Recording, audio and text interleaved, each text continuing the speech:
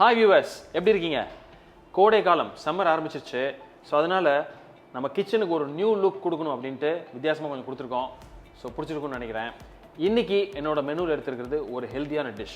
ஏன்னா குழம்பு வகைகள் நிறைய காய் வச்சு பண்ணலாம். ஆனால் நிறைய பேர் மிஸ் பண்ணுற சில காய் இருக்குது. அதை தான் நீங்கள் நான் யூஸ் பண்ண போகிறேன். அப்படி ஒரு முக்கியமான ஒரு காய் தான் சுண்டக்காய். வத்தல் இல்லைங்க, சுண்டக்காய். இந்த சுண்டக்காயில் குழம்பு கசப்பு இல்லாமல் பண்ணுறதுன்றது ஒரு டெக்னிக். அது என்னன்னு பார்ப்போம். ரொம்ப ஈஸியாக குயிக்காக அதே மாதிரி ஒரு பஞ்சியான ஒரு டிஷ் தான் இது. ஏன்னா இந்த சுண்டக்காய் வந்து ரொம்ப ஒரு ஹெல்த்தியான டிஷ். ஏன்னா ஒரு டயபெட்டிக் இருக்கிறவங்களுக்கு இது ரொம்ப நல்லது. அதே மாதிரி ஒரு anti accident, anti cancer properties நிறைய இருக்குது. ஒரு natural pain killer, anti inflammatory சொல்லிகிட்டே போகலாம். ஸோ அந்த மாதிரி ஒரு காய் ஈஸியாக கிடைக்கிறது. அதை வச்சுட்டு ஒரு டிஷ் வாங்க. ஒரு பர்ஃபெக்டான கசப்பு இல்லாத ஒரு அறுசுவையோட ஒரு முக்கியமான ஒரு சுவையாக இருக்கிற இந்த சுண்டக்காய் குழம்பு எப்படி பண்ணுறது பார்ப்போம். ஐம் சுந்தர். Welcome to ரெசிபிcheckr.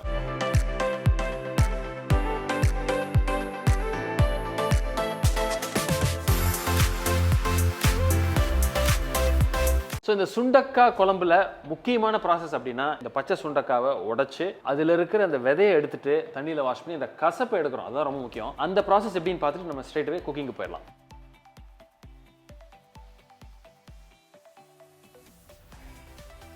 சுண்டக்காய் குழம்புல கசப்புலாம் வைக்கிறது தான் ரொம்ப முக்கியம். அந்த சுண்டக்காய் எப்படி ரெடி பண்ணுறதுன்னு பார்ப்போம். இந்த மாதிரி ஒரு 4-5 சுண்டக்காய் எடுத்துட்டு ஒரு உரல்லையோ இல்லை இடிக்கிறதா தான் இருந்தால் போட்டு இந்த மாதிரி லைட்டாக ஒரு வாட்டி இடிச்சிங்கன்னா ரெண்டாக பிரிஞ்சிடும். இந்த ரெண்டாக பிளந்த சுண்டக்காயில் உள்ளே இருக்கிற விதையை இந்த மாதிரி விரலே நீங்கள் எடுத்துடலாம். இந்த விதையில தான் எப்பொழுதும் கசப்பு இருக்கும். இந்த விதையை எடுக்கிறதா ரொம்ப முக்கியம். ஸோ இந்த மாதிரி எல்லாம் உடச்சி இதை ரெண்டாக பிரித்து வேணுங்கிறத எடுத்துட்டு இதை தண்ணியில் போட்டு இதே மாதிரி 2-3 வாட்டி நல்லா அலசினீங்கன்னா உள்ளே இருக்கிற விதையெல்லாம் மேக்ஸிமம் வெளியில் வந்துடும்.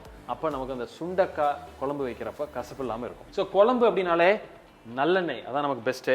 ஸோ என்ன பண்ணுறோம், ஃபஸ்ட்டு இந்த ப்ராசஸ்க்கு வந்து அந்த விழுது அரைச்சிக்கணும். அது ரொம்ப முக்கியம். அப்படின்னா தான் அந்த குழம்பு வந்து நமக்கு கரெக்டான ஒரு டேஸ்ட், ஒரு பஞ்சியாக வரும். ஒரு 1/4 கரண்டி நல்லெண்ணெய் எடுத்துக்கிறேன். எடுத்துகிட்டு அதில் என்னென்ன போட்டு நம்ம வறுத்து அதை அரைக்கிறதுக்கு ரெடி பண்ணுறதுன்னு பார்ப்போம். இது கொஞ்சம் எண்ணெய் கொஞ்சம் லைட்டாக சூடானோன்னு 3-4 காஞ்ச மிளகாய், ஒரு 1/4 ஸ்பூன் அளவுக்கு ஜீரகம், ஒரு 4-5 பூண்டு பல் போட்டுக்குங்க. அதே மாதிரி ஒரு 8-10 சின்ன வெங்காயம். ஸோ இப்போ கொஞ்சம் இது பாதி அளவுக்கு லைட்டாக வதங்கினோடனே நம்ம இதை அடுப்பை ஆஃப் பண்ணிவிட்டு ஸோ இந்த சூட்லேயே என்ன பண்ணுறோம் அப்படின்னா ஒரு 1/4 மூடி தேங்காய் திருகி வச்சதில் ஒரு 1/4 மூடி அளவு போட்டுக்கலாம். அந்த சூட்லேயே லைட்டாக இந்த தேங்காயை வதக்கிடுங்க.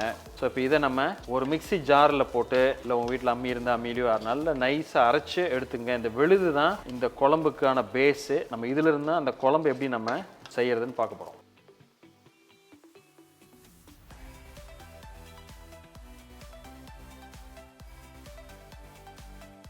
ஸோ நம்ம அந்த விழுது அரைச்சி வச்சிட்டோம். இப்போ என்ன பண்ணுறேன், அதே கடாயில் ஒரு 2-3 குழிக்கரண்டி நல்லெண்ணெய் எடுத்துக்கங்க. குழம்புக்கு எப்பொழுதுமே நல்லெண்ணெய் ஒரு நல்ல ஒரு காம்ப்ளிமெண்ட் அப்படின்னு சொல்லலாம். அதனால் கொஞ்சம் நல்லா செழிப்பாகவே ஊற்றிக்கங்க. ஸோ இப்போ எண்ணெய் லைட்டாக நமக்கு சூடாகி வரப்போ ஒரு 1/2 ஸ்பூன் அளவுக்கு கடுகு சேர்த்துக்குங்க. ஒரு 1/4 ஸ்பூன் வெந்தயம்.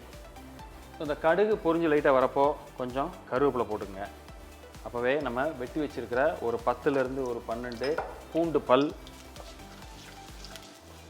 அதோடய நம்ம ரெடி பண்ணி வச்சுருக்கிற சின்ன வெங்காயம், நல்ல ஒரு கை அளவு சின்ன வெங்காயம் நிறைய போடுறது நல்லது. குழம்புக்கு எப்பொழுதும் ரொம்ப நல்லாயிருக்கும். லைட்டாக நம்ம போட்ட வெங்காயம் கலர் லைட்டாக மாறுறப்போ நம்ம ஏற்கனவே இடித்து க்ளீன் பண்ணி வச்சுருக்கிற சுண்டக்காய் தண்ணியில் இருக்குது, அதை போட்டுருங்க. போட்டு நல்லா வதக்கிடுவோம். ஏன்னா அந்த நல்லெண்ணெயில் சுண்டக்காய் வதக்கிறப்போ அந்த கசப்பு இருக்காது. நல்ல தண்ணியை புழிஞ்சு அதில் போட்டுருங்க.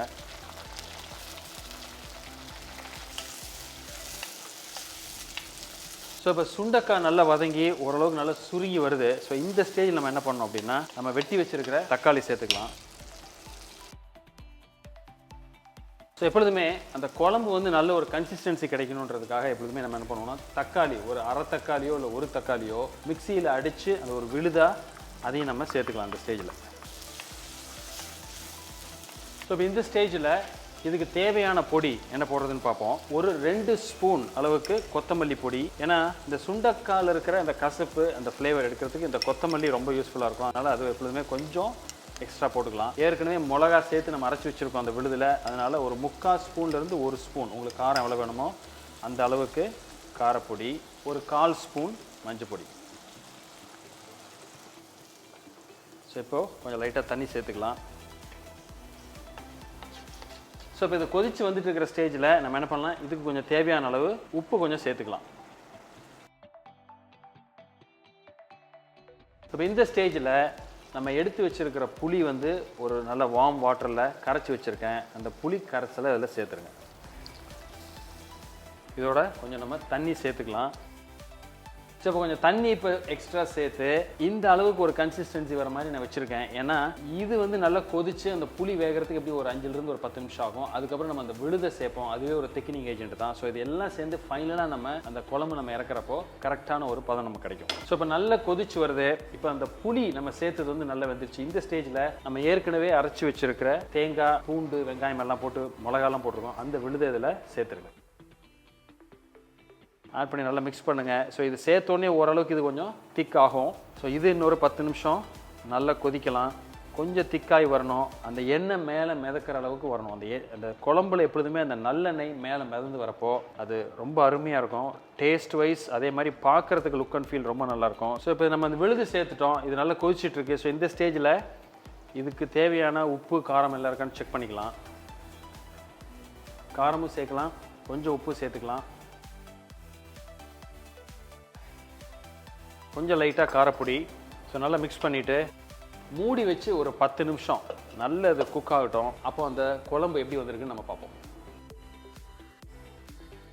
இப்போ கிட்டத்தட்ட ஒரு 10-15 நிமிஷம் நல்லா கொதிச்சிருச்சு.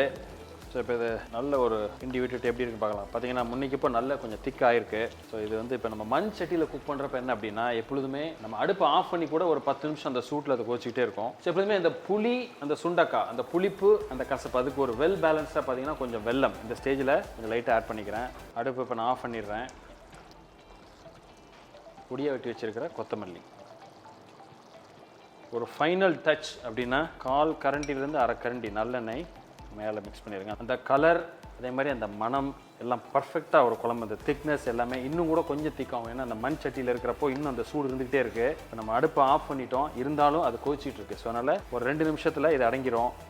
அப்போது நமக்கு சரியான ஒரு கன்சிஸ்டன்சி பர்ஃபெக்டாக நமக்கு கிடைக்கும். ஸோ சுண்டக்காய் அப்படின்றது ரொம்ப ஒரு ஹெல்த்தியான ஒரு இன்க்ரீடியன்ட் அப்படின்னு சொல்லி முன்னாடியே அதை வச்சுட்டு அந்த கசப்பே தெரியாமல் ஒரு டேஸ்டியான ஒரு குழம்பு எப்படி பண்ணுறதுன்னு பார்த்தோம். இது கண்டிப்பாக டெஃபினட்டாக நீங்கள் ஒரு மாதத்தில் ஒரு வாட்டியாவது, ஒரு வாட்டிலேருந்து 2 வாட்டி கண்டிப்பாக சேர்த்துங்க. உடம்புக்கு ரொம்ப நல்லது. இந்த வீடியோ பிடிச்சிருந்தா எங்களுக்கு ஒரு தம்ஸ் அப் கொடுங்க. இதே மாதிரி இன்னொரு நாள் இன்னொரு வீடியோவில் மீட் பண்ணுறேன். அது வரைக்கும் ஹாப்பி குக்கிங்.